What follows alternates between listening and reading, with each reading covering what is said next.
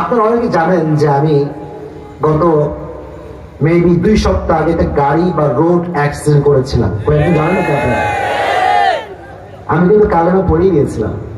সত্যি কথা বলছি, তোমাদেরকে হেসে বলছি, বাট বুকে অনেক কষ্ট নিয়ে বলছি। গাড়ি যখন 3 বার পল্টি খাবে তো তখন বুঝবা যে মৃত্যু কত কাছে থাকে।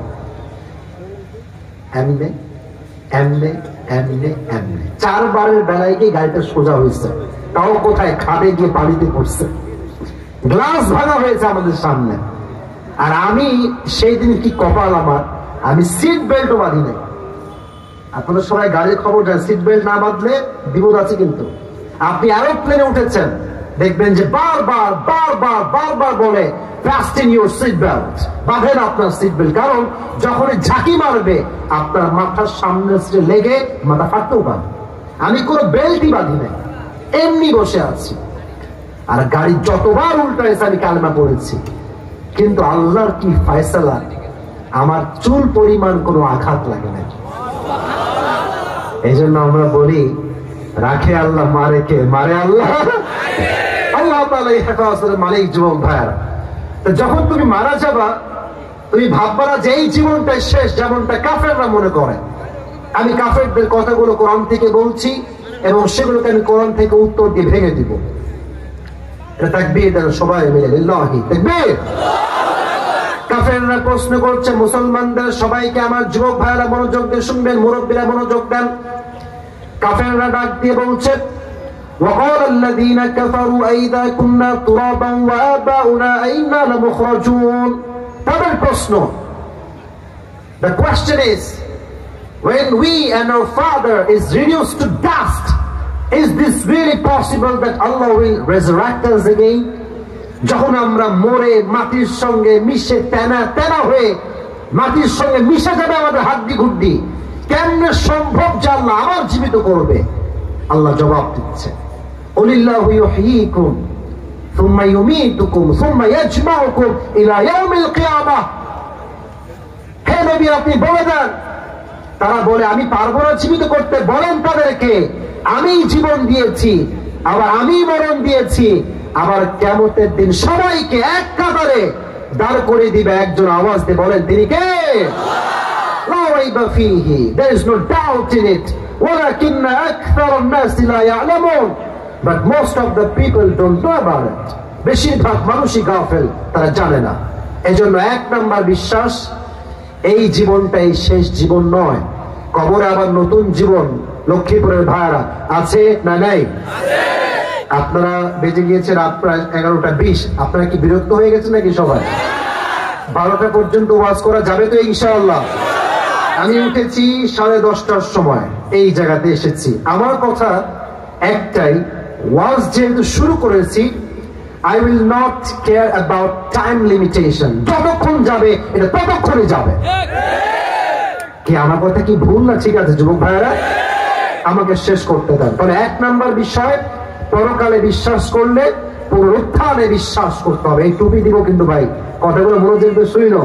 1, পরকালে বিশ্বাস করতে হলে পুনরুত্থান। আমাকে একটু উত্তর করে ওয়ার্ডটা মুখস্থ করেন। কি উত্থান? বলেন সবাই, পুনরুত্থান। মানে এই জীবনটা জীবন নয়, আরেকটা জীবন পরকালে আছে না নেই? Number 1। Number 2 is most important, যে বিষয়টাকে আমি সবচেয়ে বেশি হাইলাইট করবো আজকে। If you believe in life of hereafter, then you must have to believe in the day of judgment. You must have to believe in the day of hisab. যদি তুমি পরকালকে বিশ্বাস করো, তোমাকে কিয়ামতের দিবস, যেদিন প্রত্যেকটা মানুষকে হিসাব নেওয়া হবে তার আমল সম্পর্কে, এটারও বিশ্বাস দরকার। যুবক ভাইরা আছে না নাই? এবার বলেন, জাহান্নামীদের সংখ্যা যারা কিয়ামতের দিন বেশি যাবে, এটা কি পুরুষের সংখ্যা বেশি হবে, নারীর সংখ্যা? বুঝি নাই, পুরুষ না নারী? নারী বলতে খুব খুশি লাগে, তাই না? আর সবাই কনফার্ম জান্নাতি আপনারা, তাই না? এমন একটা ভাব, নারীরা সব জাহান্নাম, আমরা সবাই কনফার্ম জান্নাতি। না না না, মাথায় রাখবেন, হাদিস 2টাই আছে। 1 হাদিস অনুযায়ী পুরুষ হবে বেশি জাহান্নামী, আর 1 হাদিস অনুযায়ী নারীরা হবে বেশি জাহান্নামী। নারীরা জাহান্নামে কেন যাবে? তাকফুরনাল আশির, বেশিরভাগ স্বামী আছে বিদেশে, আর বউ দেশে পরকিয়া করে বেড়ায়। এগুলো তো লক্ষ্মীপুরে নাই যুবক ভাই। আরে মিয়া, নাই নাই নাই নাই, আছে আছে। স্বামী বেচারা মাথার গাম পায়ে ফেলে কষ্ট করে টাকা পাঠায়, আর মেয়েরা এই টাকা আসার আগে শপিং করতে চলে যায়। ঠিক না বলো যুবকেরা? নারীরা সবচাইতে বেশি দিনকে হিসাবের সামিলে গিয়ে জাহান্নামী হবে। এখন বলেন, কিয়ামতের দিন সবাইকে একটা বিষয় প্রথমে হিসাব নেওয়া হবে। হিসাবটা কি বিষয় কে বলতে পারে? নামাজ। Right answer. সবাই বলেন এক বাক্যে, এটার নাম কি? নামাজ। আচ্ছা যুবক ভাইরা বলো দেখি, আমাদের ইসলামের শ্রেষ্ঠ খলিফা, বীর বাহাদুর খলিফা নাম কি? ওমর ফারুক রাদিয়াল্লাহু তাআলা আনহু। যেই 10 জন আশরায়ে মুবাশশারা জান্নাতি সাহাবী যারা দুনিয়াতেই জান্নাতের টিকিট পেয়েছে, তার ভিতরে টপ লেভেলে ওমর ফারুক আছে। সুবহানাল্লাহ পড়বেন না তো সবাই? ওমর ফারুক রাদিয়াল্লাহু তাআলা আনহু নামাজকে কতটা গুরুত্ব দিয়েছেন একটু বোঝার ট্রাই করবেন। একদিন ওমর ফারুকের দরবারে এক আগুনের পূজারী আসছে, আগুনের পূজা করে, অগ্নি উপাসক মুশরিক। সে এসে বলছে, ওমর একটা আবদার, আমার একটা অভিযোগ শুনতে হবে, তুমি শুনবা? বলছে হ্যাঁ বলো। কি কমপ্লেন, কি অবজেকশন বলো? বলছে ওমর, আমার যে মালিক আছে সে প্রত্যেক দিন আমার কাছে প্রত্যেক দিন 6 দিরহাম চার্জ করে। যুবক ভাইরা, কয় দিরহাম? তো তুমি একটু কথাবার্তা বলে আমার এই দিরহামটা কমায় দাও, এটা আমি দিতে পারি না, বড্ড কষ্ট হয়ে যায় আমার জন্য দেওয়া। তো ওমর ফারুক বলছে, তোমার কাজ কি? তুমি কি জব করো? তোমার চাকরি কি? এই ডানে কি কথা বলে?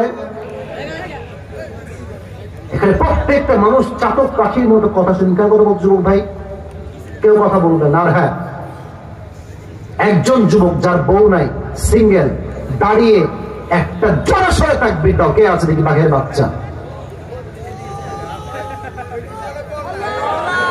তোর বিয়ে হবে না। ধর কে আছে? সাহসী লাগবে, সাহস, গায়ের জোর। এই বক্সের সাউন্ড বাড়ান, বক্সের সাউন্ড বাড়ান, বেস বাড়ান। আল্লাহ, কারে দিলাম রে বাবা আমি, মহা মুশকিল। আচ্ছা আমি দিচ্ছি একটা, কাছে দেন সবাই। হ্যাঁ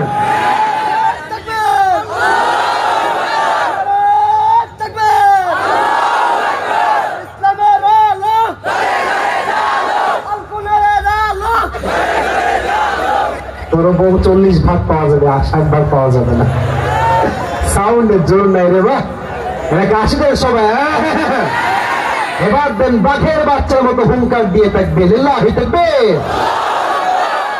ওমর ফারুক বলছে, তোমার জব কি? কি চাকরি করো?